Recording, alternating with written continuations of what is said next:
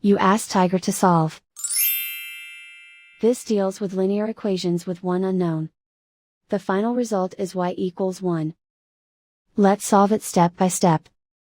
Simplify the expression. Expand the parentheses.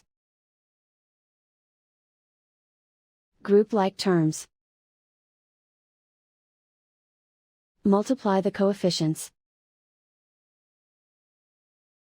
Simplify the arithmetic. Group all constants on the right side of the equation. Subtract 16 from both sides. Simplify the arithmetic.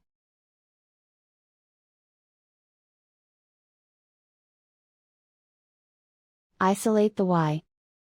Divide both sides by -4. Cancel out the negatives.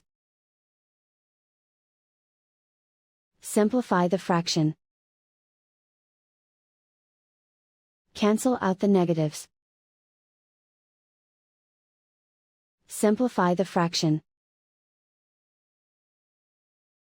And so the final result is y=1.